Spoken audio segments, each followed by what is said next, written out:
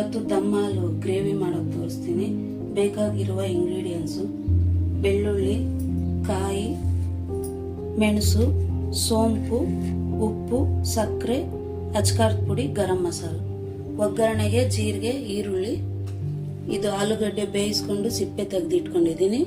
ಇದು ಮಸಾಲೆ ರುಬ್ಬಕ್ಕೆ ಬೇಯಿಸಿ ಸಿಪ್ಪೆ ತೆಗೆದಿದ್ದೀನಿ. ಟೊಮೊಟೊ ಇವಾಗ ಇದಿಷ್ಟು ಮಿಕ್ಸಿಗೆ ಹಾಕಿ ಮಿಕ್ಸಿ ಮಾಡ್ಕೊಳ್ಳೋಣ ಫಸ್ಟು, ಆಮೇಲೆ ಟೊಮೊಟೊ ಹಾಕೋಣ.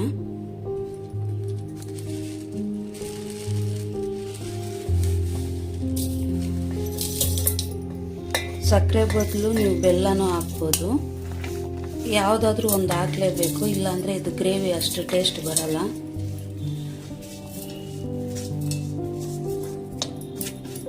ಫಸ್ಟ್ ಕೊಬ್ಬರಿ ಇರುತ್ತಲ್ಲ, ಇದೆಲ್ಲ ನುಣ್ಣಗೆ ಮಾಡೋಣ. ಟೊಮೊಟೊ ಹಾಕಿದ್ಮೇಲೆ ನುಣ್ಣಗಾಗಲ್ಲ. ನೋಡಿ, ಈ ಥರ ಪೇಸ್ಟ್ ಆಗಿದೆ. ಇವಾಗ ಟೊಮೊಟೊ ಹಾಕಿ ಫೈನ್ ಪೇಸ್ಟ್ ಮಾಡೋಣ.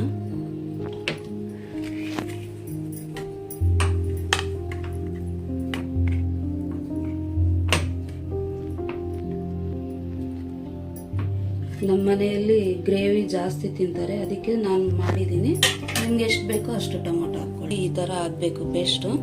ಈ ಥರ ಆಗಿದೆಯಲ್ಲ, ಒಗ್ಗರಣೆ ಮಾಡೋಣ ಬನ್ನಿ. ಇವಾಗ ಎಣ್ಣೆ ಹಾಕಿ ಪಾನಿ ಹಿಟ್ಟು ಬರೋಕ್ಕೆ ಇಟ್ಟಿದ್ದೀನಿ.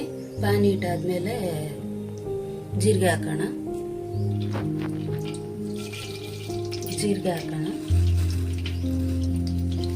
ಜೀರಿಗೆ ಸ್ವಲ್ಪ ಚಟ ಹಾಕಿ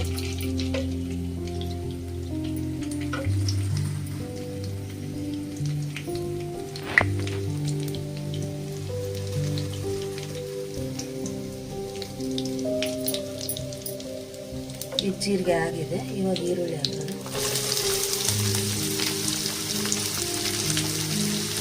ರುಬ್ಬಿಟ್ಕೊಂಡಿದ್ವಲ್ಲ, ಪೇಸ್ಟ್ ಹಾಕೋಣ.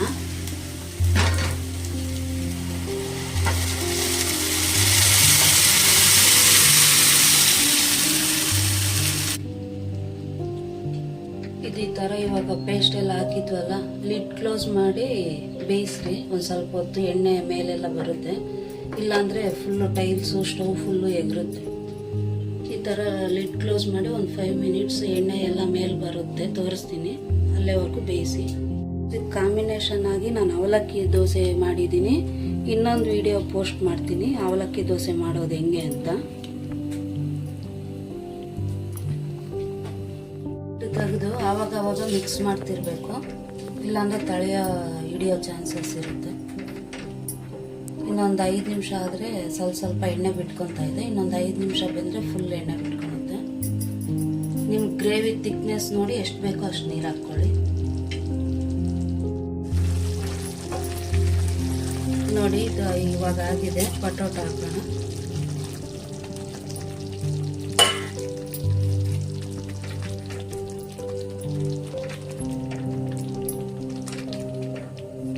ಈ ಟೈಮಲ್ಲಿ ಉಪ್ಪು ಖಾರ ಏನು ಬೇಕೋ ಅದು ಅಡ್ಜಸ್ಟ್ ಮಾಡ್ಕೊಳ್ರಿ. ಟೇಸ್ಟ್ ಮಾಡಿ. ಸ್ವಲ್ಪ 1-2 ನಿಮಿಷ ಬಾಯ್ಲ್ ಆಗಲಿ. ಕೊತ್ತಂಬರಿ ಕಟ್ ಮಾಡಿ ಹಾಕಿ ಡಿಶ್ ಔಟ್ ಮಾಡೋಣ. ನೋಡಿ, ಇದು ಇವಾಗ ಸ್ವಲ್ಪ ಕುದ್ದಿದೆ, ಎಲ್ಲ ಚೆನ್ನಾಗಾಗಿದೆ. ಕೊತ್ತಂಬರಿ ಹಾಕಿ ದೋಸೆ ಒಟ್ಟಿಗೆ ಸವಿಯಲು ಸಿಗ್ತದೆ. ಇದ್ರ ಮೇಲೆ ಸ್ವಲ್ಪ ಆನಿಯನ್ನು ಕ್ಯಾಶು ತುಪ್ಪದಲ್ಲಿ ಫ್ರೈ ಮಾಡಿರೋದು ಹಾಕಿ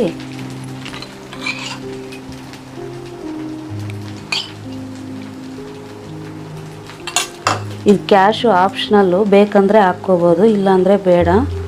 ನಮ್ಮ ಮನೇಲಿ ಹಾಕಿದ್ರೆ ಇಷ್ಟಪಡ್ತಾರೆ. ಅವಲಕ್ಕಿ ದೋಸೆ ದಮ್ ಹಾಲು ಸವಿಯಲು ಸಿದ್ಧ. ನಮ್ಮ ಚಾನಲ್ ಇಷ್ಟ ಆದಲ್ಲಿ ಲೈಕ್, ಸಬ್ಸ್ಕ್ರೈಬ್ ಮಾಡಿ.